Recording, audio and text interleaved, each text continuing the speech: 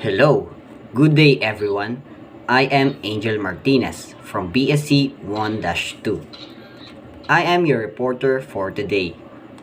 I am going to report about Adler's theory of masculinity and opportunity theory. But before that, I am going to tell to you the objectives of this topic. At the end of this topic, the student is expected to first is understand what is theory of masculinity and opportunity theory. Second is show mutual respect across genders in their respective communities.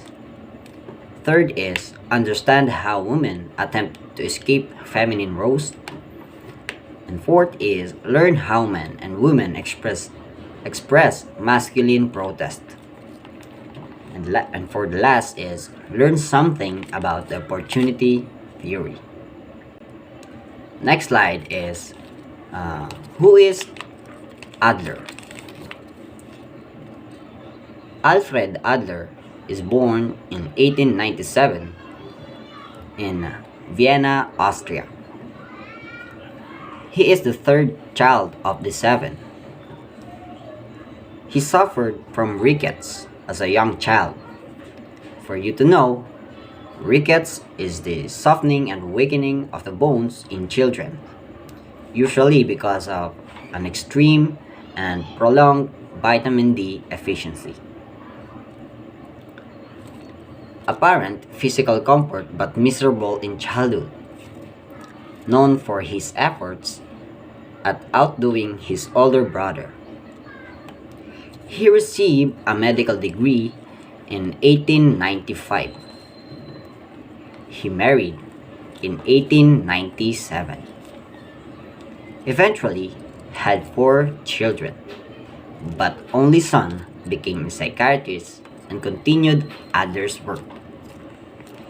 He influenced by Marx's philosophy. For you to know, Marxism is a philosophy developed by Karl Marx in the second half of the 19th century that unifies social, political, and economic theory. And he influenced on Horney, Maslow, and Rogers. These 3 persons is the founders of humanistic psychology.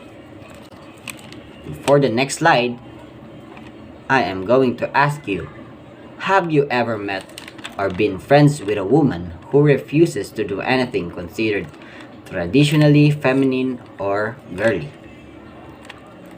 In the other word, or sa madaling salita, ay mga tomboy.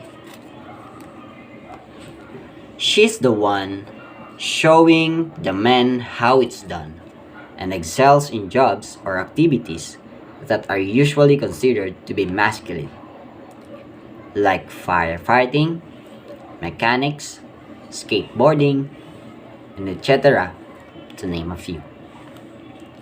Ito yung mga kababaihan na mas matigas pa sa ibang mga kalalakihan natin. Mas pinipili nila na maging mas matigas kumpara sa ibang mga kalalakihan.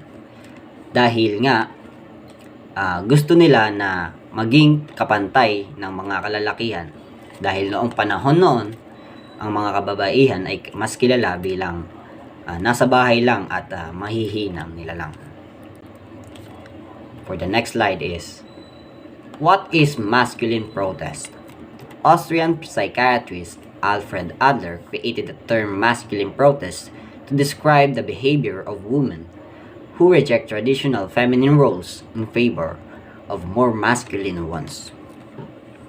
And one of the big reasons that women, and also men too, reject roles is because they want to gain power and feel more dominant in a situation. One of the best example ay ang mga kalalakihan na mahilig na mag-gym, na mga kalalaki na ng katawan ay hindi pa rin matigil sa kaka-gym dahil nga ang mindset nila ay mas kaya pa nila or mas kaya pa nilang higitan yung katawan nila ngayon. Gusto pa nilang mas malaki pa yung katawan nila. Na dahil sa mga nakikita nila na ibang kalalakihan, gusto pa nila na mas higitan yung mga mas malalaki yung katawan sa kanila. At for the next slide, but where does this sense of needing to feel dominant come from? It's fueled by feelings of inferiority or the sense of being the secondary or lower status. For example, throughout history, women have often been viewed as inferior and were considered to be the weaker sex. Women couldn't even vote until 19th Amendment was passed in 1920. Yun nga, dati hindi pa inaalaw ang mga kababaihan natin na bumoto. Kumbaga wala pa silang karapatan na bumoto. Ang mga kalalakihan lang ang may karapatan. But now, even though women now have the right to vote and are often seen as being equal, in which women struggle for equality. Sa ngayon naman daw ay kahit na may karapatan na or nakakaboto na ang ating mga kababaihan, ay hindi pa rin talaga maiwasan na mailayo sila sa standard ng mga kalalakihan natin. And for the next slide is, for instance, if you look at the current earnings of the American women and men in the same position, women only earned 70 cents to the dollar a man makes. Kitang-kita naman natin ang diferensya, no? Na ang kinikita daw ng kalalakihan ay mas malaki kaysa sa kababaihan. Kahit na pares naman sila ng ginagawa, pares naman sila ng trabaho. So even if a woman works just as hard as her male coworker, she will still not make as much as he does. For the next slide, as you can see, in a situation like this, it's not hard to see why women might want to feel more masculine, because in the United States, you get paid more just being a man. Kaya ginugusto ng ating mga ilang kababaihan na mas maging maging lalaki na lang dahil nga mas malaki ang kinikita ng mga kalalakihan compared sa mga kababaihan. At hindi lang dito sa ating bansa nagkakaroon ng ganitong masculine protest. Lalong-lalo na sa ibang bansa yan. For the next slide, how women express masculine protest. Women get non-stop messages from the media and advertising that they should look and act like a certain way if they want to be considered as beautiful, desirable, and successful. The media highlights a very specific version of being a woman that includes makeup, dresses, high heels, and timid demeanor. There are also some jobs that are considered more appropriate for women, such as teaching, childcare, or nursing. If you think about the women in your life, they probably look a lot more diverse and unique than the woman you see on television. For the next one is, one way women express this by choosing traditionally masculine careers like firefighting, military service, professional mixed martial arts. These women tend to feel more equal and powerful in their own lives, and in many ways they are slowly paving the way for all women. Women who participate in masculine protests are actively rebelling against the position that modern society has constructed for them. To them, the stereotypes about women in the media are trying to force them into a very small box.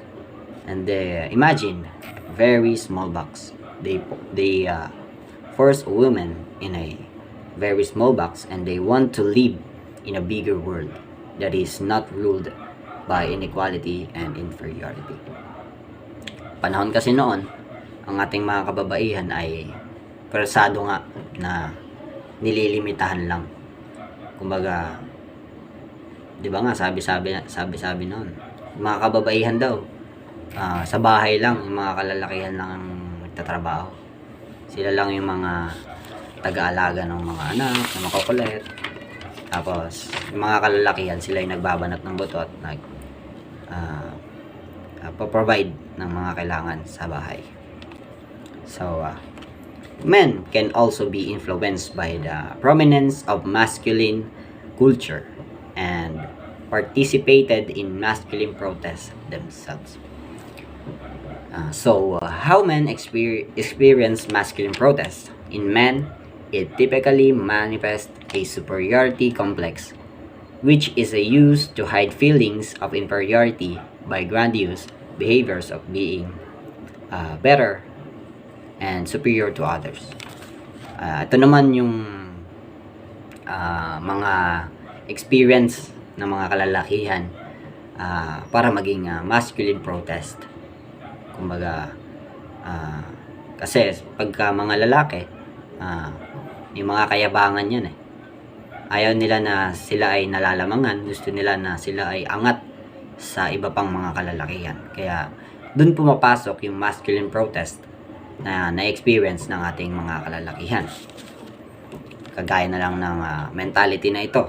It is the usage of an I'm better than you mentality in order to hide the unpleasant feelings or emotional distress or the feelings inferior and inadequate.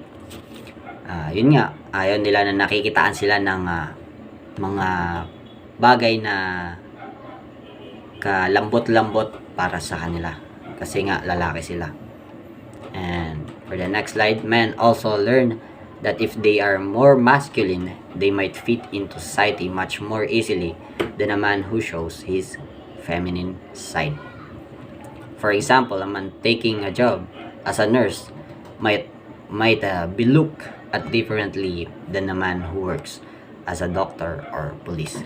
Karaniwan kasi, mas lalaki daw kapag nagtatrabaho as a doctor, as a police, as a bumbero, as a kargador.